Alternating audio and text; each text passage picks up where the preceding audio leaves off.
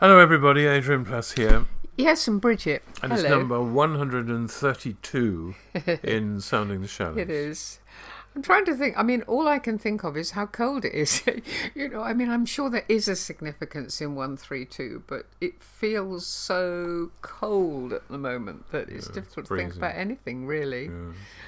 Yeah. And just before Christmas. I mean, very seasonal and all that, but a bit chilly in the UK. And some people listening will be very warm, won't they? Yes, because we know we've had 2-3 emails just in the last week or two from people in Australia, haven't we? And I was thinking, Adrian, do you remember the first time before we went to Australia? It was winter, because we actually went at the beginning of January, didn't we? And it was a very, very cold winter that winter. Right. And we had this phone call at about 3 a.m. from the most delightful phone call. Do you remember? Yeah, of course I do. As someone in Australia who was going to be hosting us, actually, when we got there. And he was just in bliss, telling us how lovely the weather was and how it was. We're looking forward to us getting there. And we rather sleepily reminded him that in England it wasn't. Well, it was midday. 3 a.m. He thought it was midday in Australia. It was 3 a.m. where we were. And very cold. And for some time, we've known any phone call around 3 is either bad news or an Australian, which is not bad news. No. But at that time in the morning, anything's bad news, isn't it? Yeah.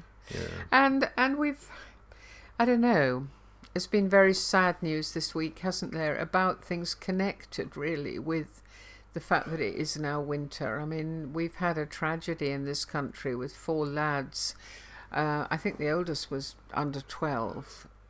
Looking out of their windows and seeing ice on a lake and thinking how fun it would be to go and play on the ice, and all 4 of them died through going through the ice. Just a terrible story. And I just kept thinking, we had 3 boys, all of whom could be very sensible actually, but all of whom could also be not sensible at all if there was something exciting to do. And I can imagine any of them thinking, just because children don't die in their minds, so therefore doing something like that would have been quite reasonable, really. Yeah. And the refugees, of course, some very dramatic film of people being rescued from a boat that was capsizing and in freezing water. And some people obviously did die. Yes, these things they really do get right through you, just like the wind bites through your clothes. These things bite through your. I find it. There's a dimension of sadness in me for all sorts of other reasons about other things in my life and the distant past, really. And the juxtaposition of sadness and joy is a very strange one, because you're faced with reasons for sadness so often, and the joy, what people talk about as joy, is not the opposite of that. It's something else, and I can't identify it clearly for myself. No, but I mean, there is a juxtaposition, as you say, Adrian, of the fact that these tragedies have happened just before Christmas, and there's always that sense, isn't there, just before Christmas, that somehow everything ought to be all right. I mean, I don't know, I remember the terrible tragedy of the tsunami was just after Christmas. I can't remember if it was New Year, but it was a celebration time, and somehow that made things even worse.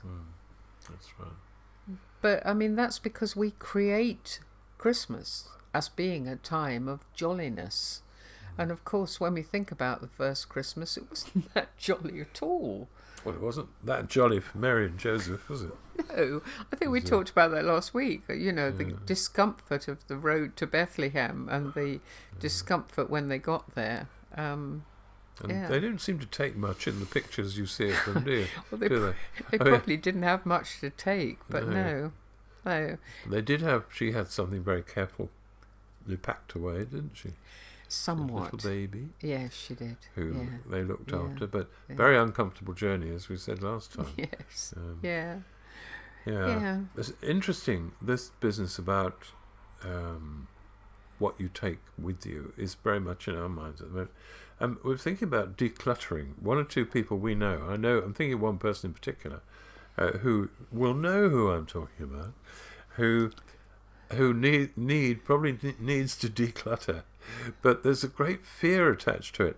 And I knew somebody else who needed decluttering, and I remember him. This is another person. You do know that I'm thinking, I don't know who you're talking about. Never mind then, it doesn't matter. But I remember him saying to me, I'm really frightened of this person coming to help me declutter.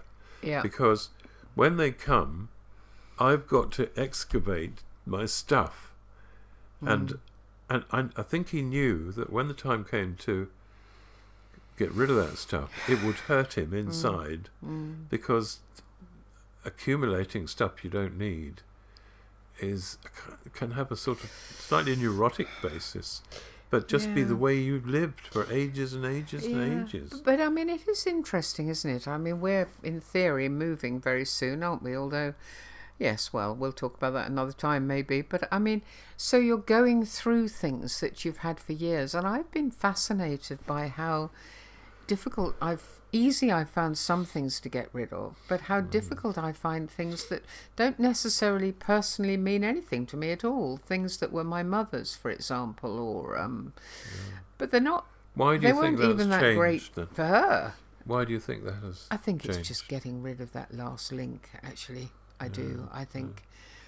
I don't feel that about all the stuff that our children have left with us over the years. I don't feel very sentimental about that at all. No, I don't feel at all sentimental about it. But it is odd. We've had several moves over the last 10 years. Yes, we have. Having been in a place before that for 35 years. We've thrown away piles of stuff. And we still, why do we hang on for so long to things we never use, we never look at them, we don't even remember them. I mean, some things are easy. That today I've been looking through all our DVDs and things. The world of DVDs. Well, we used to think DVDs were just a wonderful invention because you've got all this stuff on this little tiny round silver thing. But now you can stream stuff, the films and the music. And so that's changed. So I have thrown away or prepared for throwing away a lot of stuff that previously we would have said, no, we must hang on to this. But there is something tactile about, I mean, when I say about DVDs, I mean, one of our sons was talking recently about going to get a video from the video shop, and you came back with it in your hand. Yeah, I know. You know, going to the library, I remember every week going to the library and coming back with books in my hand. That's right, yeah. And do you remember when we were first working and we would have our one day off, and we would once a month buy an album and a book. And held them in our hands. So there's something about that might be all part of a reluctance to get rid of things that Maybe probably people at the moment wouldn't have if they've millennials or because they stream everything, so they don't need to hold it and have it in the same way. I'd be interested to know whether that does apply really.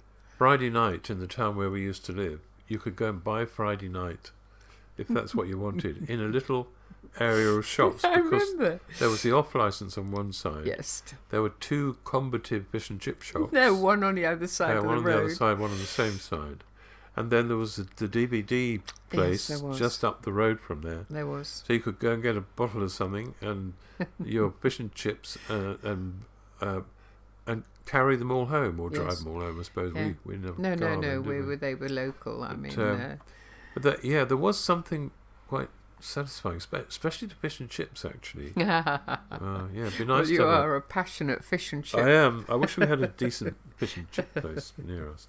But you said the other day that putting all the ornaments together, which you've wrapped up in, you bubble wrapped and all that, and that you actually couldn't really work out why we still had them, some of them, and yet you might think those were things you. Yeah, but if there was a gift from somebody who thought we'd like it, or if there was, all I think I'm saying is that it is a bit more complex than there's something about having been given something, and I found the memories of those moments really came punching back, whereas I hadn't actually thought about these things at all, really. I mean, we have 2 Babushka dolls, both of them given to us, and they both therefore have a value far beyond the fact that there they are, really. One is blue and one is red, and I don't know, but I do think that the world is losing a tangible thing. But maybe that's not a bad thing, because we need to get rid of loads of stuff, and I notice we've got lots of... be... Are you going to get rid of our chipped china? Because one of your favourite mugs is slightly chipped. I know, and I still use it with its chip. I like my mug with its chip, and I'm not going to smash it or give it away. I mean, we recently heard of somebody, didn't we, who's sort of leadership of a Christian organisation, talking about the need for getting rid of stuff that... Well, he said more... No, well, he said... They believed there that they were being led... That's true. Led to declutter. Declutter, yeah. That whatever needed decluttering within the organisation where they worked. But it didn't actually say... he did say something about one of the things to discuss was simplicity, which I thought was interesting. But I was wondering what that would mean, not just in terms of physical stuff, because that varies with everybody. But I mean, what is wrong with clutter? What would Christian clutter consist of, Adrian? What do you mean exactly? Well, I mean, is it that clutter distracts you from or obscures some things that are more worthwhile? And if we were brave enough to honestly declutter, I wonder if we'd be amazed to discover what we don't need. I mean, in terms of our faith and the way we live and all those things, and quite surprised by the simplicity of what's left when you do that. That's a rather big statement. But I'm just interested in what's meant by that. And we often get it wrong, don't we? I mean, I can think of you know, when you first become a Christian, the decluttering might be completely wrong. You think, I've got to get rid of the thing I really enjoy doing the most in the world, whether it's playing the guitar or it's whatever it is. You know, there's a feeling that you should declutter that, and actually sometimes because you like it. Well, because you like it, and because you feel therefore it's getting in the way. So that's not always right, is it? And we knew someone who was an artist, didn't we? Of course we did. Stopped painting for quite a time. Yeah. And then realised that it was part of who he was, and the gifts that God had given him. That's right. Yeah, that's right. Yes, and also it is a personal thing. It is a personal thing as to what God wants you to get rid of, isn't it? Because it's not what you're told you should get rid of. Yeah. Because that has been a problem for lots of us over the years, the things we're told, and often it's a fashion at the time. Some of them what are very... we should get rid of and what we shouldn't get rid of. So, I was saying to you the other day, I wanted to get rid of a whole set of books that I've really enjoyed. But I'm pretty sure the reason I wanted to not have them is because I can't handle darkness too well now. I mean, violence. That kind of... These books are really good books, but I don't want to get immersed in that, and I don't think it's very good for me. But I would never, ever say to somebody else, you've got to give away books because they have this kind of stuff in it, or whatever. What I was looking at today, thinking about this, about the Jesus sending away the 72 disciples, who probably were more than a little alarmed by the decluttering, and very massive decluttering that Jesus imposed on them before he sent them off on their own without him. This is a bit, I'll read it to you. And after this the Lord appointed 72 others and sent them 2 by 2 ahead of him. So there are only 2 of them to go to every town and place where he was about to go. He told them, the harvest is plentiful, but the workers are few. Ask the Lord of the harvest, therefore, to send out workers into his harvest field. Go. I am sending you out like lambs among wolves. Yes, that's not great news. It's not encouraging, is it? Do not take a purse or a bag or sandals, and do not greet anyone on the road. So they really were stripped of, I mean, no security, no Holiday Inn reservations, no Mission Church credit card, no cash, nothing to carry anything in. And I never understood why they weren't allowed sandals. I expect someone will tell me why that was. Seems a bit rough to me. And no stopping for a chat with strangers on the way. So they either went or they didn't go, and they had to go with or without whatever Jesus had said they're allowed to have. And they'd have no idea, really, how it was going to work out. Which is, I mean... Yeah, do not greet anyone on the road. Be totally dependent on the people that you meet. Yeah. Yeah, of course it was tough. Of course it was tough. And do you remember, Adrian, this has just popped into my mind, a couple of young men who we met who were on a pilgrimage when we first came up to Yorkshire. I know and they what knocked on the window and asked if they could come in. Yeah. And they were on a pilgrimage, weren't they? And they weren't supposed to take anything from anybody. But they were so cold and so tired and so hungry. Yeah. They ended up staying. Can I just say, they said, actually, from outside the window, we are not allowed to ask for food or accommodation. They did. And it was so clear that what they wanted was food and accommodation. And they needed somewhere to sleep. They did stay. They did stay. And then they set off on their pilgrimage the next day, very earnestly. And they actually had left behind their clothes. So somebody had to go in a car and catch them up to give them their clothes. I went with the chap we drove. I know. But I'm not knocking that, because they were completely committed to doing it. Yeah. All it showed up was the frailty of human beings as they try to do these massive tasks that they feel that they've been given to do. And also we don't know what happened to them after we don't know, but you also have to ask yourself, I mean, you know, what we've just read, if you are sent to do something, there is no evidence in anything I've read to say you will be physically necessarily looked after. And that makes it a little more complicated. But anyway, what kind of clutter might people need to dump in this age? When those people in that organisation talk about this, what sort of things do you reckon they'd be talking about? I suppose, no, I don't know really. I mean, one thing that, even as you said that, and this is not quite answering your question, but you always have to be careful about efficiency, don't you? Because when you declutter, you are becoming more efficient as a machine, and that's it can look good, can't it? Yeah. That's great, except that it's often the funny little extra bits that might look like clutter that actually make all the difference, really. I don't know, it's a small thing, really. And Jesus' behaviour didn't actually match up to your average middle class expectation of behaviour at times. No, I mean, he was going off, wasn't he, and talked to the woman at the well. He did talk to somebody on the way. I think there are some things that I don't even quite understand that I've been trying to think about. One is... Yeah, we're back to... Sorry, darling, you said, what should we declutter? Yeah, what should we declutter? That's what I mean. Yeah, and, I went off on a tangent. One is optimism.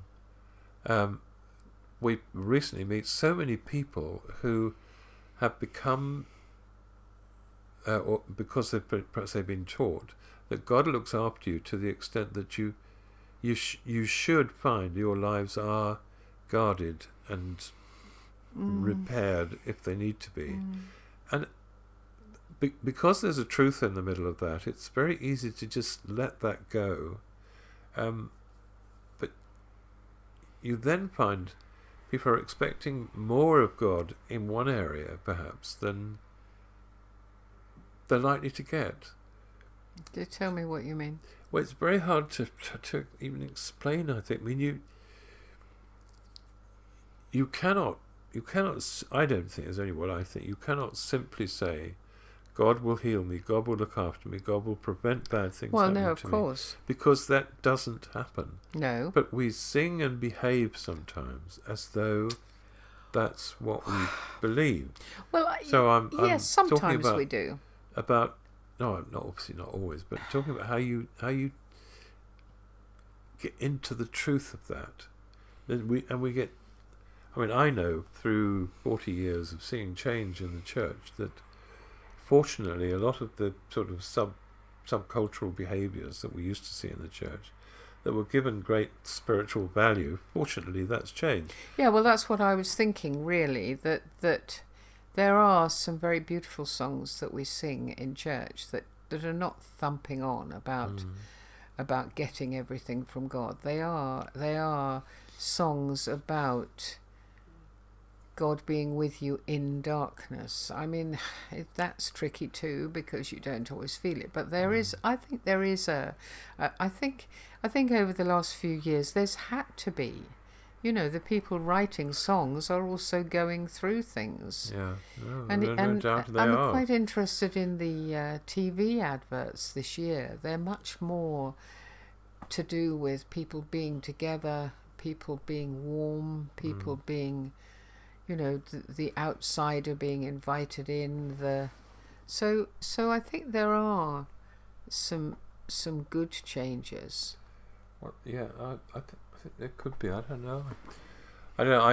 I get myself into a bit of a stew about these things because I can't help sensing something in the middle of it is really important. But for me, more than anything, I think it's one of the things to declutter is the tendency to not use shelves enough. And before anyone says, what are you talking about? I mean... say that again. The tendency to not use shelves enough. Yeah, right? And by that I mean, you may doubt, most people do at some point, put it on a shelf. Don't deny it, but put it on a shelf. You might say, I've always believed this and I will not... Put it on a shelf. You might say, I was taught, but put it on a shelf. If there's something you have to do that is important... Be ready to put things on shelves and then maybe be ready to pick them up again. Or get rid of them. Absolutely. If it's necessary. Yeah. Yes. I think we got into some turgid waters here. Well, I don't know quite what we got into. No, I like the shelves idea, and I think it's an important one, really. So, and we'd love to hear from you if this has triggered off any thinking in you. Yeah. Or not. Yeah, no, I would. I think it's really serious, and especially our recent experience with people and praying with people. People go through stuff, and it's a mystery sometimes, and that mystery is not difficult, not easy to fathom. Anyway, yes, we'll see you next week. We will. Yeah. Bye-bye.